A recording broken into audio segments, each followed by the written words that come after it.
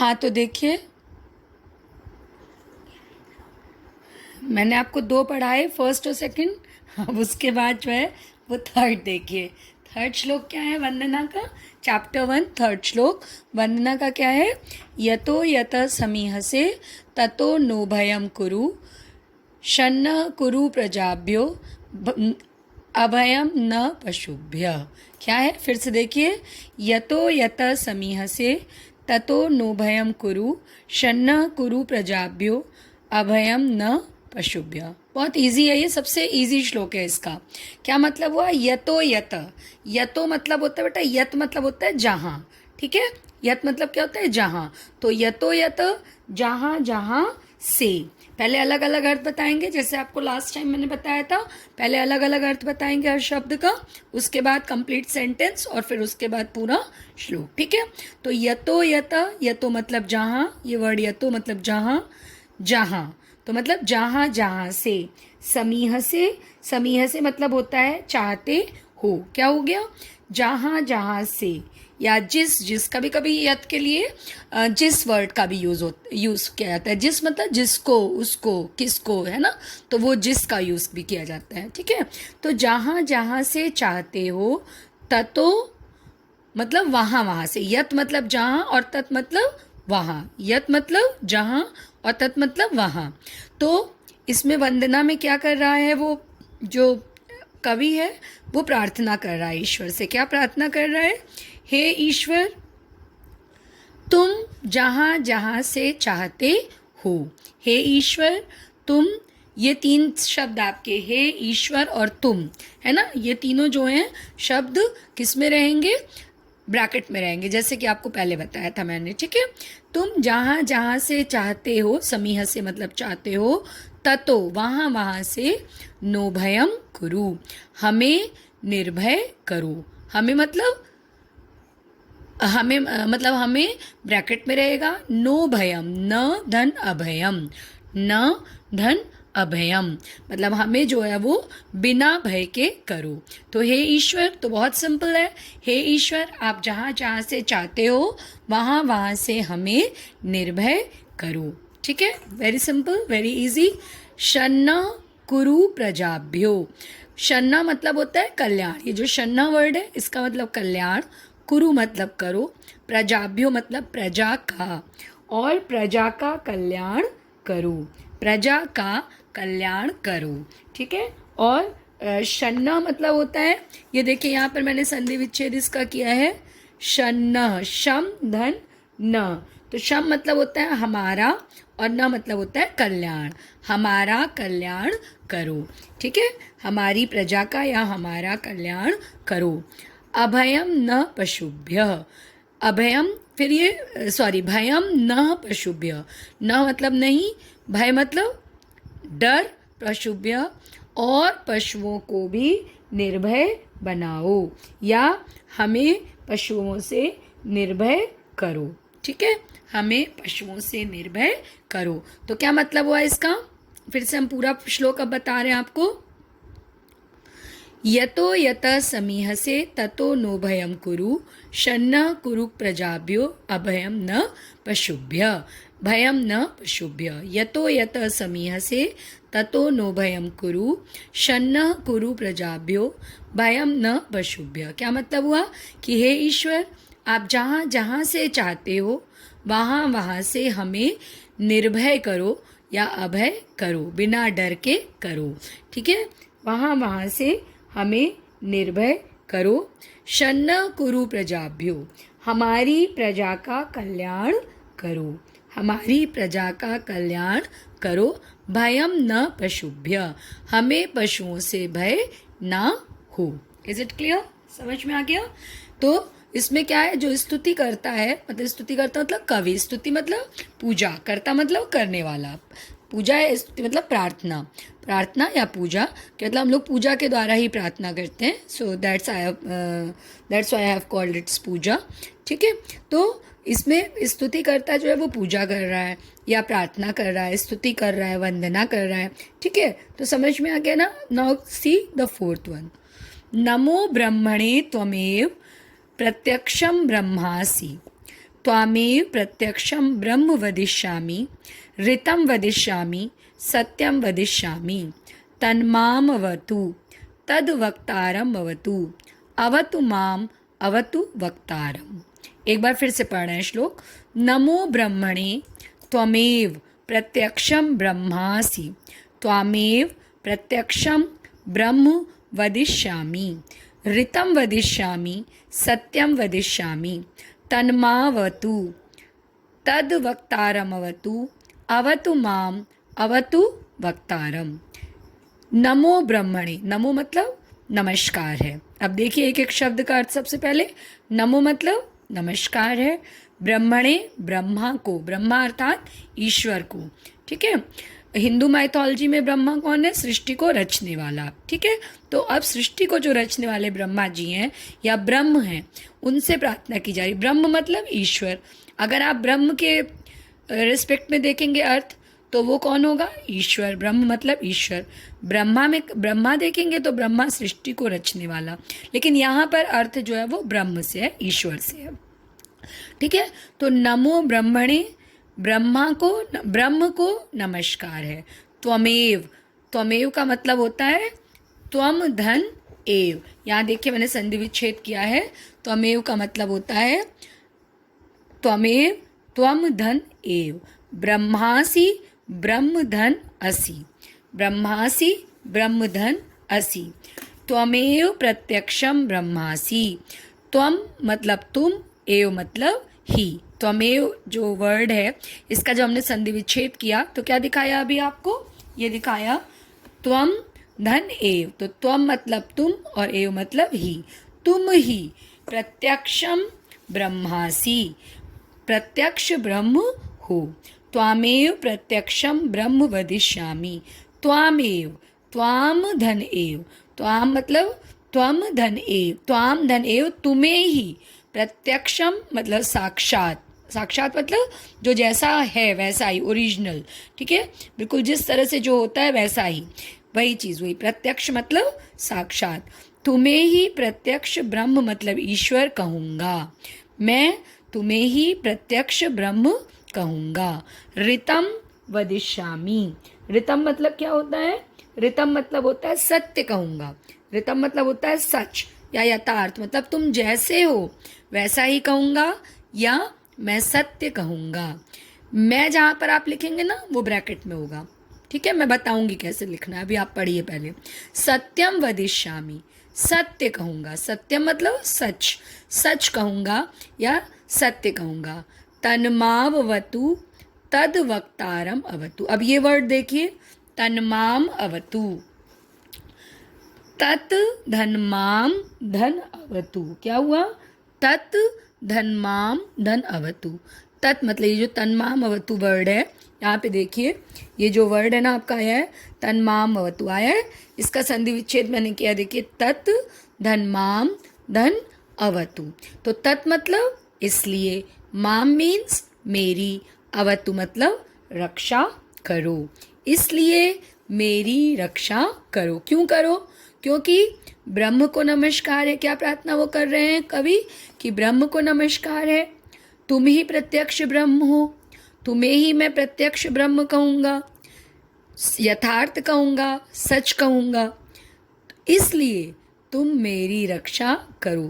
तद वक्तारम अवतु, तद मतलब इसलिए, तुम वक्तारम अवतु, वक्तारम अवतु, ये जो वर्ड है वक्तारम वतु अर्थात वक्तारम अवतु। वक्तारम, वक्तारम मतलब वक्ता की, वक्ता अर्थात बोलने वाला, वक्ता मतलब बोलने वाला, जो इस श्लोक को बोल रहा है, अर्थात कौन बोल रहा है? जो कवि है, या आप स्तुति करता भी कह सकते हैं, स्तुति करने वाला। मतलब तुम मेरी रक्षा करो और तुम इस प्रार्थना को कहने वाले की रक्षा करो। समझ में आ रहा? अवतु मतलब ऊपर बता दिया आपको, यहाँ पर मैंने बताया अवतु मतलब रक्षा करो, बोलने वाले की रक्षा करो या स्तुतिकर्ता की रक्षा करो। अवतु माम, फिर सेम चीज़ रिपीट कर रहे हैं। अवतु मतलब रक्षा करो, माम मतलब मेरी, अवतु वक्तारम, रक्षा करो वक्ता की। क्यों बार बोल रहे हैं आप? जैसे आप जब प्रेयर करते हैं, जब हम लोग ईश्वर से प्रेयर करते हैं, आप करते हैं, कभी कर रहा, हम करते हैं, तो हम लोग क्या करते हैं? प्रेयर करते करते इमोशनल हो जाते हैं, तो उसी चीज़ को हम लोग बार बार कहते हैं कई बार ना। तो यहाँ पर वही जो कवि है वो इमोशनल हो रहा है, भावुक हो रहा है, और वो फिर वही चीज़ कह रहा है, अवतु माम, मेरी रक्षा करो, अवतु वक्तारम, इस कविता को कहने वाले की या इस स्तुति को करने वाले की रक्षा करो। ओके, समझ में आ गया? लेट अस से वंस अगेन। नमो ब्रह्मणे त्वमेव प्रत्यक्षम ब्रह्मासि। ब्रह्म को नमस्कार है।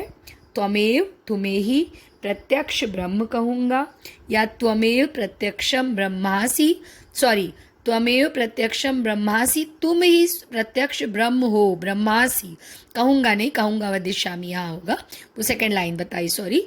त्वमेव प्रत्यक्षम ब्रह्मासि, त्वमेव, त्वम धन एव, तुम ही प्रत्यक्ष ब्रह्मासि, ब्रह्म धन असि, तुम ही प्रत्यक्ष ब्रह्म हो। ये मैंने इसकी भी यहाँ पर संधि विच्छेद कर रखा है, देखिए, आप चाहें तो इसको मैं आपको भेजूंगी, आप इसे नोट कर लीजिएगा सारे संधि विच्छेद, क्योंकि आपके कोर्स में व्याकरण में संधि विच्छेद हैं, ठीक है? तो पहले की तरह नहीं आएगा बेटा इस बार कि थोड़ा सा आपने कुछ थोड़े से शब्द आपको लिखवाए गए और आपने लर्न किया और आ गए। बुक के बीच में से भी आएंगे, बोर्ड में 10th में 12th में, तो आपको 9 से ही उसकी प्रैक्टिस कराई जाती। तो मैं ये पेज आपको भेजूंगी PDF में, अभी आप समझिए। त्वमेव, तुम ही, और ब्रह्मासि, ब्रह्म धन असि, ब्रह्म हो, तुम ही ब्रह्म हो, ठीक है? तो नमो ब्रह्मणे, ब्रह्मा को नमस्कार है। तुम ही प्रत्यक्ष ब्रह्म हो। त्वामेव प्रत्यक्षम ब्रह्म वदिष्यामि, तुमको ही मैं प्रत्यक्ष ब्रह्म कहूँगा। ऋतम वदिष्यामि, ऋतम मतलब यथार्थ कहूँगा। सत्यम वदिष्यामि, सच कहूँगा। तन्मावतु, अतः मेरी रक्षा करो। तद वक्तारम अवतु, और इसलिए वक्ता की रक्षा करो। अवतु माम, मेरी रक्षा करो। अवतु वक्तारम, स्तुतिकर्ता की या वक्ता की रक्षा करो। वक्ता की या स्तुतिकर्ता की रक्षा करो। समझ में आ गया ना? I hope so that you all are understanding. Okay, now see the last but not the least. ये भी बहुत अच्छा है।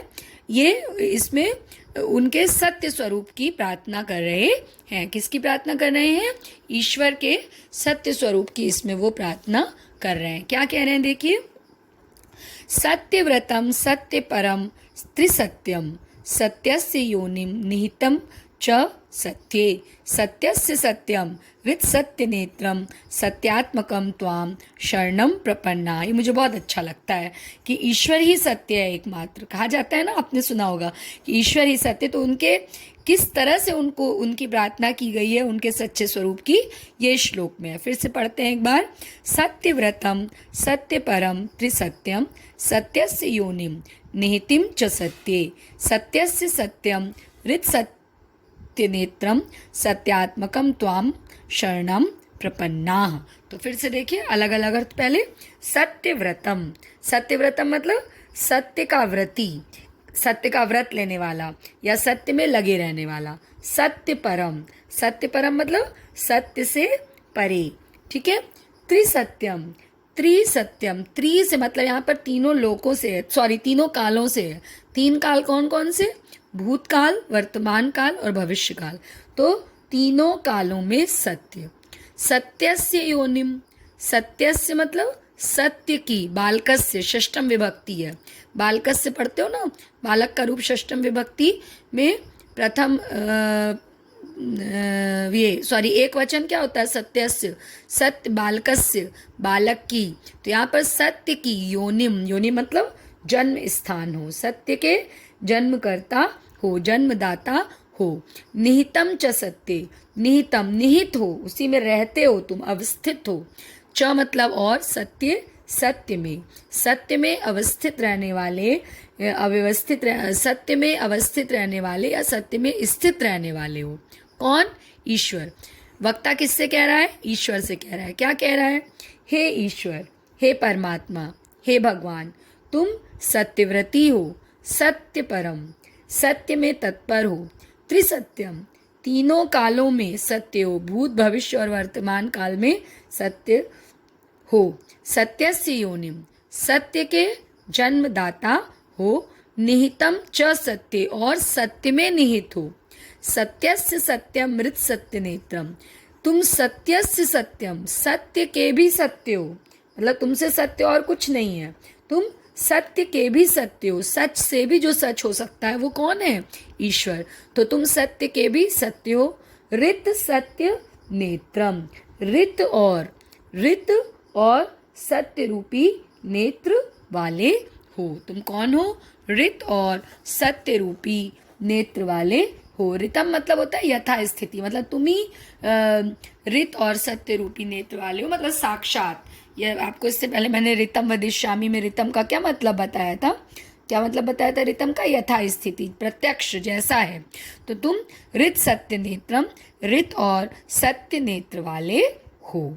सत्यात्मकम त्वाम शरणम प्रपन्नाः।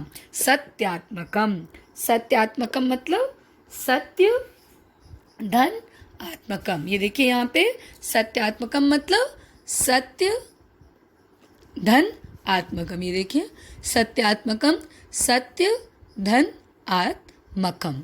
तो तुम क्या हो? सत्य धन आत्मकम मतलब तुम अपने आप ही सत्य हो। सत्यात्मकम, तुम सत्य के भी सत्य हो और सत्य स्वरूप वाले हो। सत्यात्मकम, आत्मकम मतलब होता है बेटा स्वरूप। आत्मकम मतलब क्या होता है? स्वरूप। तो तुम अपने आप ही सत्य हो या सत्य के स्वरूप हो। त्वाम तुम्हारी, शरणम शरण में, प्रपन्नाः आए हुए हैं। कौन आए हुए हैं? हम। समझ में आया? काफ़ी ज़्यादा शब्द जो हैं वो सत्य को लेकर के हैं। तो फिर से देखिए, एक बार फिर से बता रहे, क्लियर हो जाएगा। सत्यव्रतम सत्य परम त्रिसत्यम, हे ईश्वर, हे परमात्मा, हे भगवान, तुम सत्यव्रती हो, सत्य में तत्पर हो। तीनों कालों में, कौन कौन से कालों में? भूत भविष्य और वर्तमान काल में सत्य हो। सत्यस्य योनिम, सत्य को जन्म देने वाले हो। निहितम च सत्य, और सत्य में निहित हो। सत्यस्य सत्यम, सत्य के भी सत्य हो। ऋत सत्य नेत्रम, ऋत और सत्य रूपी नेत्र वाले हो। सत्यात्मकम, सत्य स्वरूप हो। कैसे हो? सत्य स्वरूप हो। त्वाम शरणम प्रपन्नाः, हम तुम्हारी शरण में आए हुए हैं। क्या है? हम तुम्हारी शरण में आए हुए हैं। सो आई होप सो कि आपको ये पूरा चैप्टर समझ में आ गया होगा। इसमें 5 श्लोक हैं, ठीक है। फिर से ये वीडियो देखिएगा। आज उस दिन मैंने आपको 2 श्लोक बताए थे फर्स्ट लेक्चर में अपने। आज सेकेंड लेक्चर में बाकी 3 श्लोक बताए हैं। धीरे धीरे पढ़ाया है ताकि आपको समझ में आए, क्योंकि कुछ बच्चे ऐसे भी हो सकते हैं जिन्होंने संस्कृत नहीं पढ़ी होगी, जो दूसरे बोर्ड से ICSE बोर्ड से आए। हालांकि पहले तो ICSE बोर्ड में 5th तक पढ़ी होगी, फिर छूटी होगी उनकी, ठीक है। तो and I am very happy that you all are saying that ma'am समझ में आ रहा है। बस आपको मैंने बोला है कि मेरे पढ़ाने की एक ही शर्त है कि आप साथ साथ पढ़ें ताकि आपको बेटा समझ में आए, ठीक है। इसके अलावा देखिए, कठिन शब्दार्थ इसमें आपकी बुक में लिखे होंगे, ठीक है। इनको आप इसी से रटिएगा। आपको कॉपी में संस्कृत की वर्ड मीनिंग लिखने की ज़रूरत नहीं है। कॉपी में संस्कृत की वर्ड मीनिंग लिखने की आपको ज़रूरत नहीं है। पोयम लिखने की आपको ज़रूरत नहीं है संस्कृत कॉपी में। कॉपी में आपको जो लिखना है वो मैं आपको क्वेश्चन एंड आंसर उसके भेजूंगी, आप उसी को लिखिएगा। जो क्वेश्चंस मैं भेजूंगी ना, आप वो लिखिएगा, क्योंकि बेटा मुझे नहीं पता कि अभी आपके पास कौन सी बुक्स हैं, ठीक है। या तो कोई एक बच्चा मेरे फ़ोन नंबर पे बुक का एक कोई बच्चा भेज देगा क्वेश्चन आंसर्स। वैसे मुझे जो पता चला है, जो मैंने आपका ढूंढा है, जो मोस्टली बच्चों के पास जो बुक है, मैं उनके आंसर्स आपको दे रही हूँ। लेकिन क्वेश्चन आंसर बीच से आ सकते हैं, तो आप सबसे पहले उसमें क्वेश्चन आंसर करेंगे, फिर मैं आपको एक्सरसाइज दूंगी, बताऊंगी कैसे करनी है, वो आप करेंगे। रिटन वर्क मैं आपको दूंगी।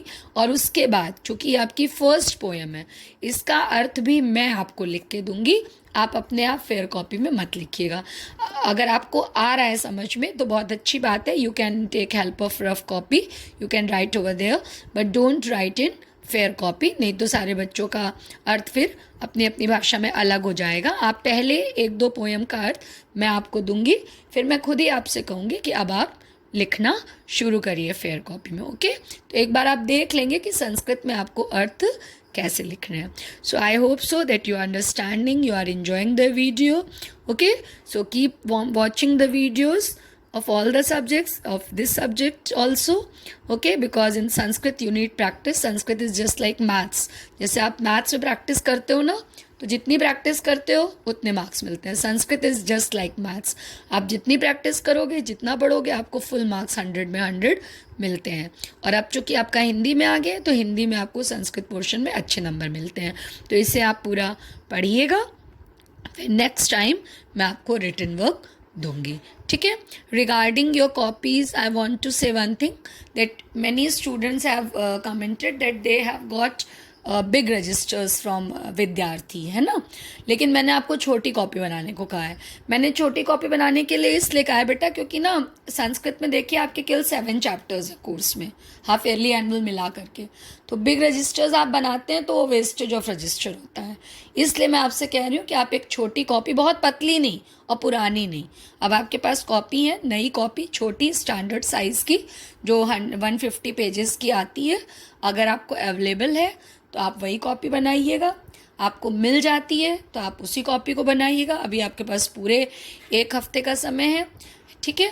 और अगर आपको नहीं मिलती है न केस, तो कोई पतला रजिस्टर जो आपको विद्यार्थी केंद्र से मिला हो, आप उसे तब बनाइएगा। ये नहीं कि कॉपी के लिए मम्मी पापा को परेशान करें, ऐसा मत करिएगा। अगर आपके पास इजीली अवेलेबल है, आपके पास एक छोटी कॉपी, इंटरलीफ कॉपी दोनों तरफ लाइन वाली, तो बहुत वेल एंड गुड। अगर नहीं अवेलेबल है तो आप एक पतला रजिस्टर बनाइएगा, क्योंकि संस्कृत में आपके कोर्स कम है और संस्कृत ग्रामर में भी ज़्यादा कोर्स नहीं है।